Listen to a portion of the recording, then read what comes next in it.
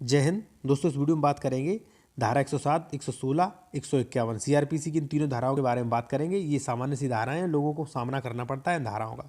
तो जानेंगे इनका नोटिस आ जाता है या मान लीजिए किसी ने आप पे ये धाराएं लगवा दी हैं, पुलिस ने लगा दी हैं, तो इनमें जमानत करवाएं कि नहीं करवाएं, और कैसी धाराएं नौकरी पर क्या प्रभाव पड़ता है, ठीक है, और कितने दिन में ये मामला मैटर सुलझ जाता है। ये सब कुछ इस वीडियो में जानेंगे, टोटल A to Z, और अन्य धाराएं जो इससे कनेक्टेड हैं वो भी जानेंगे। इससे पहले आपसे कहूँगा, अगर आप सब्सक्राइब करना चाहें चैनल को सब्सक्राइब कर लें और आप बेल आइकन दबा लें, नोटिफिकेशन आपको मिलते रहें। चलिए शुरू करते हैं। देखिए दोस्तों, 107 की कार्रवाई पहले समझ लेते हैं। 107 की कार्रवाई कब होती है?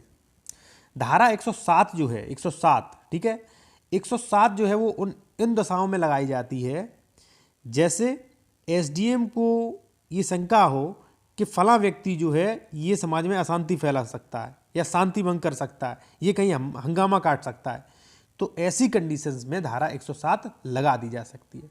मैं सरल भाषा में कहूँ तो 107 इसलिए लगाई जाती है कि आप यहाँ पे आके वचन करो कि आप 6 महीने तक या 1 साल तक कोई भी उपद्रव नहीं बचाएंगे। वचन करो आप, ठीक है, वचन कर देते, और अगर उस वचन को तोड़ दिया आपने, ठीक है, तो आप जेल चले जा सकते।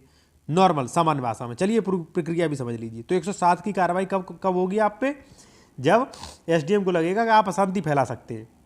इस मामले ये धारा है चुनाव में ज़्यादातर यूज की जाती है, चुनाव से पहले, ठीक है, या कोई व्यक्ति आपके खिलाफ शिकायत देता है कि भाई ये हमारी मारपीट कर सकता है, ये धमकी दे के आ रहा है, ये कुछ गड़बड़ कर सकता है हमारे साथ, तो उस कंडीशन में भी आप पे धारा 107 लग सकती है, ठीक है। अब 107 के बाद क्या होगा भाई? यदि आपके खिलाफ कोई शिकायत आई या एसडीएम महोदय ने मान लीजिए 107 की कार्रवाई की, तो यदि आप कोर्ट में हैं, ठीक है, तो आपको नोटिस बता दिया जाएगा न्यायालय में उपस्थित व्यक्ति के बारे में प्रक्रिया, ठीक है। यदि वह व्यक्ति जिसके बारे में आदेश दिया जाता है न्यायालय में उपस्थित है तो उसे पढ़कर सुनाया जाएगा, पूरा आदेश पढ़कर सुनाया जाएगा, ठीक है, कि भाई ये 107 का पूरा आदेश एसडीएम महोदय ने किया है, अगर वो न्यायालय में है। अगर नहीं है तो क्या किया जाता है कि सीआरपीसी 111 में उनके घर नोटिस चला जाता है। कई लोगों के नोटिस घर चला जाता है तो वो कंफ्यूज हो जाते हैं, वो भी डर जाते हैं। तो डरने की आवश्यकता नहीं। 111 सीआरपीसी के दिन नोटिस जारी किया जाता है कि फलाना फलाना ये बात है भाई, और 2-4 लोग भी हो सकते हैं, ठीक है, कि इन लोगों पे 107, 116 की कार्रवाई की गई। तो 111 सीआरपीसी में क्या होता है? नोटिस आता है। अब नोटिस आने के बाद क्या होगा? फिर बारी आती है धारा 113 की, ठीक है।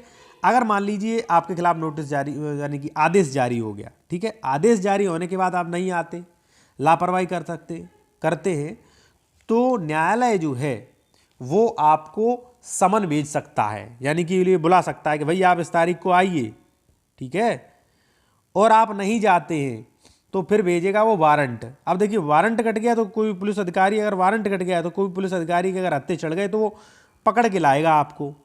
इसलिए जैसे ही नोटिस जाए आपको सीआरपीसी 111 का, वैसे ही आपको न्यायालय चले जाना चाहिए एसडीएम में, ठीक है। फिर 113 में अगर समन जारी होता है, आपको बुलाता है 107, 116 में न्यायालय बुलाता है, तो तुरंत चले जाइए आप फलानी तारीख को, ठीक है।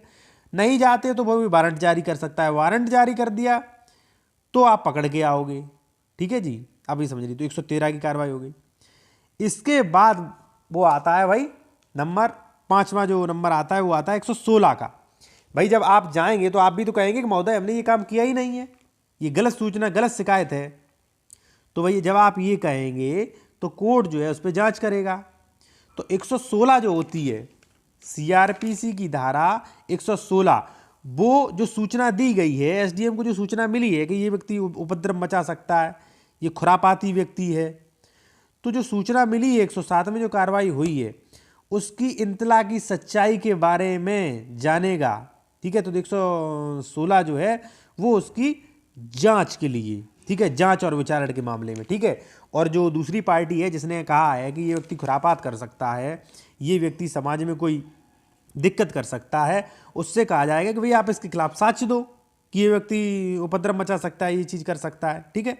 और आपको भी पूरा मौका दिया जाएगा, ठीक है, कि भाई आपको भी अपना पक्ष रखने का, किसी भी न्यायालय में कहीं भी हो, आपको भी अपना पक्ष रखने का पूरा भाई आज़ादी होती है, अपना पूरा। तो 5वां प्रकरण क्या होता है भाई? शिकायत की जांच होती है, ठीक है। जांच के बाद निर्दोष पाए जाते तो ये उन्मोचित कर सकते हैं आपको सीआरपीसी की धारा 118 में, ठीक है। ये जांच प्रकरण 6 महीने में पूरा होना होता है, ठीक है। और 6 महीने में आपका मामला रफा दफा हो जाएगा, ठीक है। अब आपने ये समझ लिया।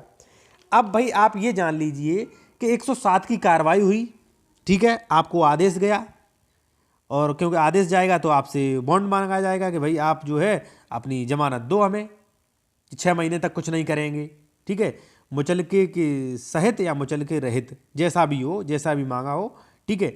तो आपको वहाँ पे आपको वो देना पड़ेगा, जमानत देनी पड़ेगी कि हाँ साहब मैं 6 महीने तक कुछ भी नहीं करूँगा, ठीक है, देनी पड़ेगी। दे दी आपने।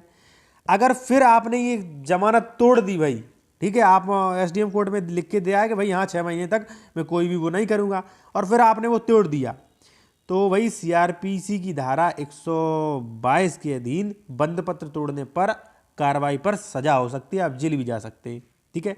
जैसे मान लीजिए आप ज़्यादा हुड़दंग काट रहे हैं, ठीक है, तो एसडीएम महोदय ने मान लीजिए आपका वो काट दी, 107 की कार्रवाई कर दी, आपसे मुचलका भी भरा लिया कि 6 महीने तक मैं कुछ भी कोई भी ऐसी हरकत नहीं करूंगा, और आप 6 महीने के अंदर कर रहे हैं, तो 122 की कार्रवाई हो सकती है, आप जेल भी जा सकते हैं, ठीक है। तो इस वीडियो में मैंने बताया आपको 107 की कार्रवाई और 116 की कार्रवाई, दोनों की मैंने आपको बताई थी। 107 116 क्या होता है, साथ में आपको आदेश 111 112 113 118 122 जो इससे जुड़ी थी वो भी बता दी। अब आप समझ गए होंगे, ठीक है। अब मैं आपको बताऊंगा 151 क्या होता है, ठीक है, क्योंकि देखिए 151 समझना भी बहुत ज़रूरी है, क्योंकि कई लोग जो है उन पे धारा, जो सीआरपीसी की धारा 151 होती है, उन पे मुकदमा हो जाते हैं। सीआरपीसी की धारा 151 संज्ञेय अपराधों का किया जाने रोकने के लिए गिरफ्तारी। सीधी बात है, देखिए पुलिस आपको बिना वारंट के गिरफ्तार नहीं कर सकती है, सिर्फ अपवादित जगह, ठीक है। लेकिन कुछ कंडीशंस में बिना वारंट के गिरफ्तार कर सकती है। जैसे आपने कोई बड़ा अपराध कर दिया, गंभीर अपराध कर दिया, तो बिना वारंट के गिरफ्तार करेगी। उसी तरीके की धारा है 151। 151 में पुलिस को पावर है कि भाई संज्ञेय अपराध को रोकने के लिए, कोई बड़ा अपराध को रोकने के लिए आप किसी व्यक्ति की गिरफ्तारी कर सकते हैं। उदाहरण के तौर पे 151 का कब भाई, जैसे मान लीजिए कब उपयोग होता है, जब दो पक्ष लड़ते हैं, मान लीजिए दो गुटों में आपस में मारपीट हो गई, पुलिस आएगी, दोनों गुटों को ले जाएगी और थाने में बंद कर देगी, मजिस्ट्रेट के सामने पेश करेगी, और मजिस्ट्रेट उन्हें छोड़ सकते हैं या जेल में डाल सकते हैं। अब पुलिस ने इसलिए उन्हें जेल में डाला क्योंकि पुलिस का कर्तव्य है, क्योंकि भाई अगर नहीं जेल में डालते, अभी इनमें लाठी डंडे चले, हो सकता है गोली चल जाए, हो सकता है कि एक दूसरे को कोई नुकीले हथियार से घायल कर दे, ठीक है। तो ऐसी कंडीशन में 151 जो होती है, 151 उस कंडीशन में लगाई जाती है, पुलिस इसलिए गिरफ्तार कर लेती है क्योंकि ये लोग संज्ञेय अपराध ना कर दें। मान लीजिए दो लोगों में लड़ाई हुई, तो पुलिस गिरफ्तार कर लेगी, भाई अभी ये लड़ाई कर रहे हैं हाथों से, पता चले एक दूसरे को मार ना दें, ठीक है। तो इसके बाद भी आपको एसडीएम कोर्ट से जमानत मिल जाती है, 2 जमानती चाहिए होते हैं, और वहाँ पे जमानत मिल जाती है, आसानी से मिल जाती है। अगर एसडीएम महोदय चाहें तो आपको जेल में भी डाल सकते हैं, ठीक है। अगर आपका कोई क्वेश्चन हो तो कमेंट करें।